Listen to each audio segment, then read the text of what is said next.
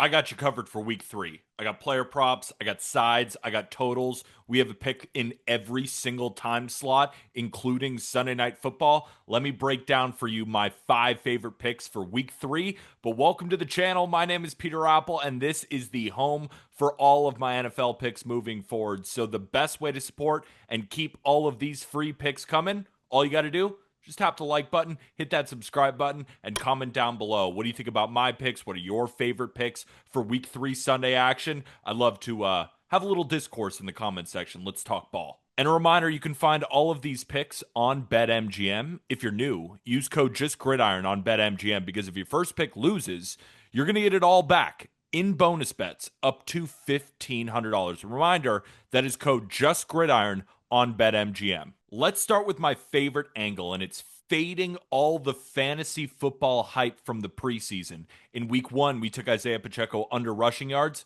cash with ease. In week 2, we took Ja'Cory Krosky-Merritt, aka Bill. He even got a new nickname due to all the hype, and there were a lot of haters that didn't like that play, but it, again, cash with ease. And in week 3, we have another target. And what am I really looking for when I'm looking for these fantasy football hyped players? Well, it's running backs that have a lot of hype going into the season. And a big reason why is their running back room is filled with these veterans that nobody cares about. And I think a perfect example of that is the Patriots running back room with Travion Henderson, second round rookie, got a lot of hype. And his running back room is filled with Ramondre Stevenson and Antonio Gibson. Not great. And in week 1, though, it looked like Henderson might have the lead role. Saw 5 carries for 27 yards compared to Stevenson with just 7 carries, and Gibson only had 1. In a trailing game script, he also caught 6 balls for 24 yards, and then the hype train just started to move. But in week 2, we saw a little bit of a reversal. Snap count diminished when the Patriots were playing their divisional game in need of a win. Stevenson got back to his normal workload of 11 rushing attempts and 5 catches, and Gibson also had 5 carries, averaged 5.4 yards per carry, and he had a reception, and he returned a touchdown for 90 yards on special teams. Solid blocker and pass catcher, so it's not surprising that he's starting to take away touches from a talented yet completely unproven second-round rookie. In that week 2 game, it did not go well for the young running back. He averaged 3.3 yards per carry on just 3 rushing attempts.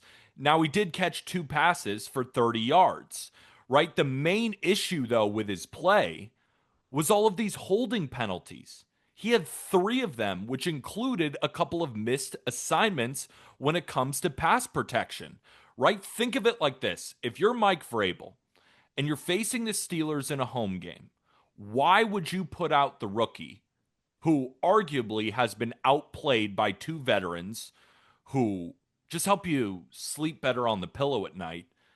They're better blockers, they're more experienced, and the main point is they're better protectors of your franchise quarterback that is Drake May.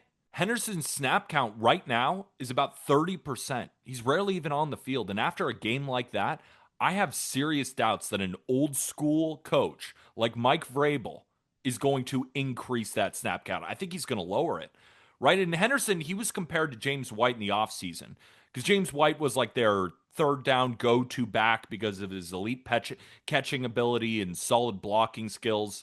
Now, Henderson, he has proven to be a solid pass catcher, but his protection skills are lacking.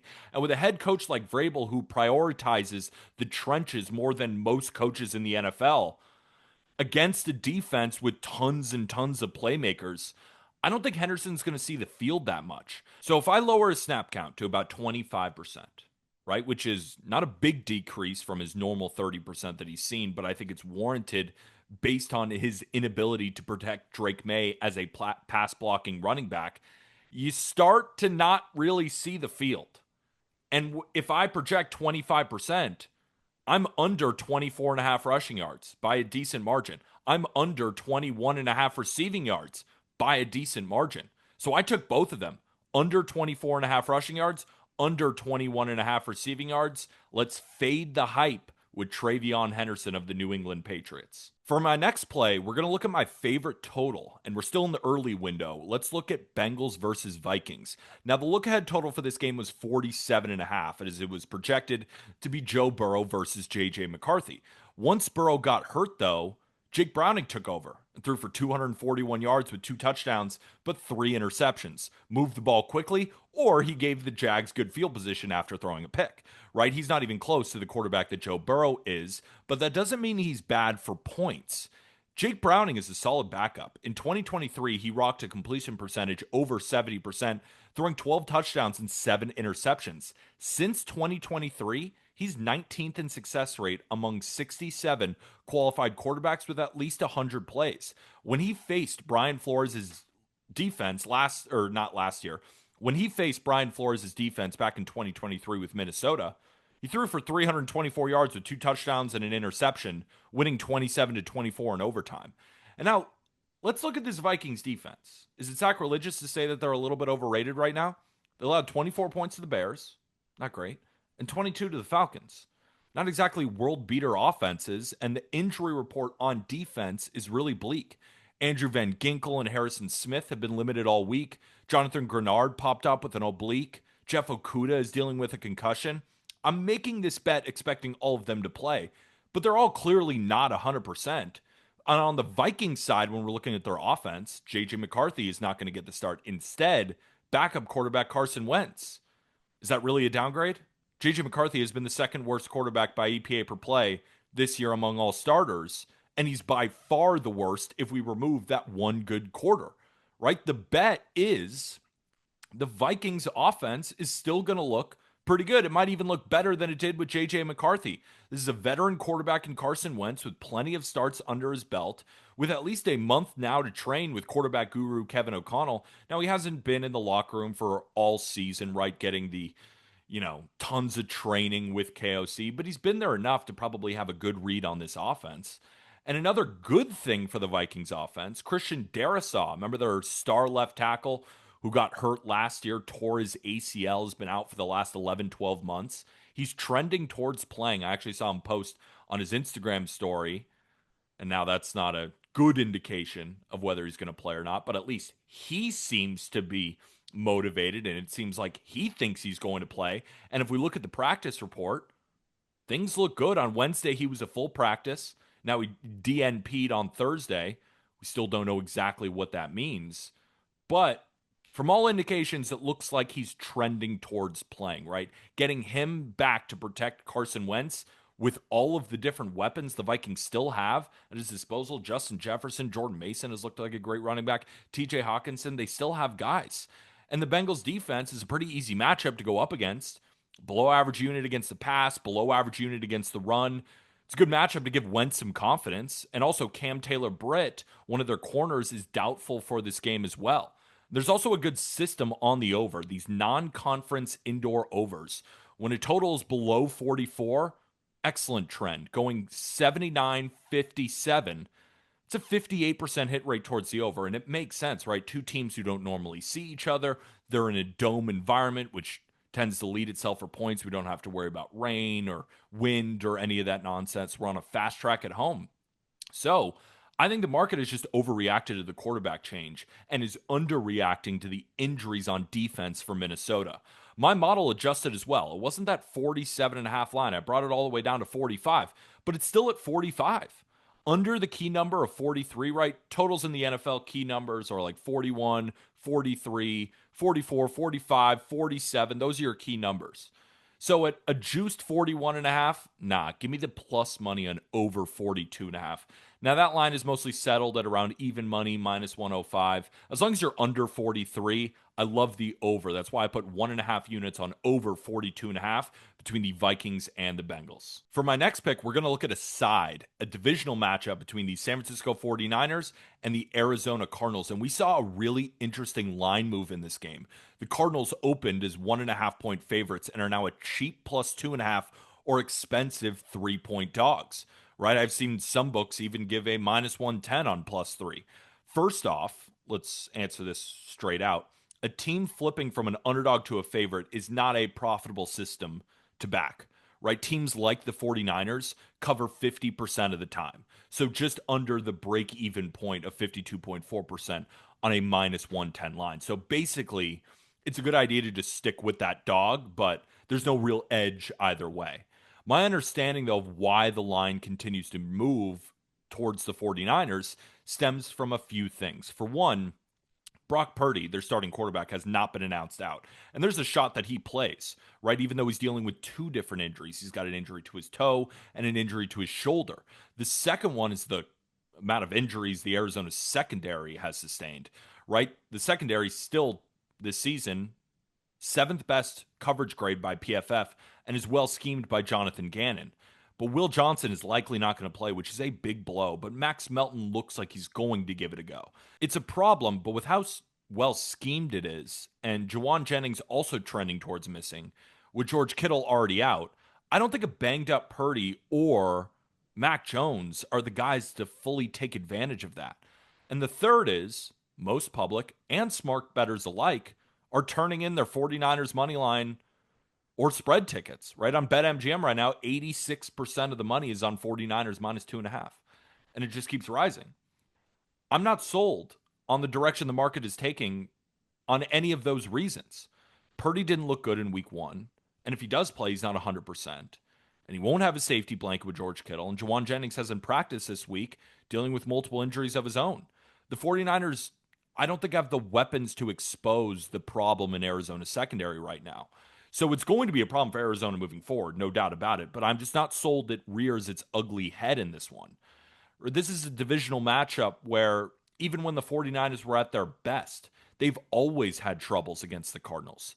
Since Shanahan took over in San Francisco, he's 7-9 straight up against the Cardinals, making Arizona his least profitable team straight up as a head coach. From an ATS perspective, he's 4-4 against the spread on the road and just 2-5 against the spread at home, the spot he's in now. After two straight road games to start the season, teams coming home often disappoint. Teams in the 49ers position are just 27, 36, and 2. It's a 42.9% hit rate. Kyler has also excelled as an underdog in his career, going 32 and 17 against the spread. And San Francisco has just always had trouble with Kyler Murray's backyard style of football.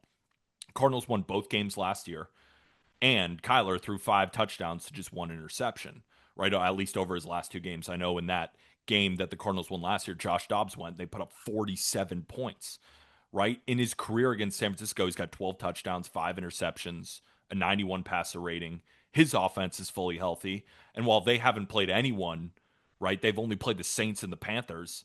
Now they're the 49ers, right? We're really low on the Seahawks. They barely squeaked out a win. You could argue they should have lost that game. And then congrats on winning by 5 against the Saints. Now, home favorites, when facing that divisional opponent that swept them in the previous season like the Cardinals did, they're just 33 and 46 against the spread. It's a 42% hit rate. I think Kyler Murray is going to continue to confuse this 49ers defense, while either Purdy or Mac Jones are not going to be able to take advantage of the Cardinals' injuries in the secondary, right, as they have their own problems on offense. This is a play, though, that I think if you keep waiting, you might even get a better line than me. People just love the 49ers this week, and I'll be on an island alone on the Arizona Cardinals. Give me them plus 2.5 at plus 105 on Arista unit. For my final play, we're going to look at a player prop in the Sunday night football game between the New York Giants and the Kansas City Chiefs. Now, the Chiefs, we took the under last week between the Eagles and the Chiefs, and it really stemmed from just the Chiefs being so disappointing on offense, right? And they really have been. They've lost their first 2 games. This is Mahomes' first 3-game losing streak in his career. If we, capture the Super Bowl, since he's been trailing a lot, he's doing anything to move the ball, including 13 rushing attempts in his first 2 games, going at least 6, running the ball at least 6 times again in those first 2 games. The Chiefs' season, though, ends if Mahomes gets hurt. So I'm sure they would prefer he's not running in the middle of the field 6 to 7 times per game. But Mahomes is a competitor, so he's going to do anything that he can to get that first down. I just don't see him needing to do that in this game against the Giants. I've noticed that the majority of Mahomes' rushing attempts are coming in the second half when his team is either tied or trailing. 4 of his 6 rushing attempts against the Chargers came in a game script where they were trailing for most of the game. Once Philly went up 10 in week 2 against the Chiefs in the fourth quarter, Mahomes ran it 3 times over his last 2 drives. He was under 5.5 rushing attempts in 14 of 19 games last year, a 71% hit rate, and he was under in 6 of 8 road games. He's averaging just 3.9 rushing attempts in his career, and his highest rushing usage ever season was back in 2023. He averaged 4.6 rushing attempts. Now, the Giants, though, they have surrendered the fourth most rushing attempts to quarterbacks this season. But the Giants don't normally allow that many. What happened? They faced Jaden Daniels. He rushed 11 times. Dak Prescott only ran 3 in a game that went into overtime. Last season, the Giants surrendered about 4.2 rushing attempts per game on average to quarterbacks, which includes kneel downs, as the Giants were one of the worst teams in football last year. The defense also for the Giants is softer than the Eagles or the Chargers is. So Mahomes should see more openings to his receivers than he has in the previous 2 weeks. So he doesn't have to tuck it and run as often. In a type of matchup where I think the Chiefs are going to win, Mahomes should not have to use his legs as much as he had to starting the season. He also might be getting back as Xavier Worthy, back a receiver who's been a limited participant in practice this week and is now questionable to go. It'd be nice to get him back. So my model puts this line at 4.5, right? But Mahomes has gone over twice. The Giants ranked 28th in rushing attempts against, and they're hanging a big line on Sunday Night Football for Patrick Mahomes, right? Now, I don't want to take his under rushing yards because he might be effective when he does choose to run. I just don't think he's going to be forced into the scenarios that both the Chargers and the Eagles did. And knowing how often he's normally under this in normal scripts, in winning scripts, even in tie games, it's really when he goes down and he has to fight his way back. I don't think he's going to have to fight his way back against the New York Giants. Sue me. So give me Patrick Mahomes under 5.5 rushing attempts at a cheap -115 on BetMGM. Of course, remember all of my picks you can find on BetMGM. Remember to use that code JustGridiron on BetMGM. So that'll do it for all of my picks. Hopefully you enjoyed. And again, the best way to support, I don't ask for much. All I ask, button. Subscribe, comment down below. What do you think about these picks? What are your favorite picks? Happy to talk football in the comments. But we just have to remember one thing, just one thing. It's not gambling advice.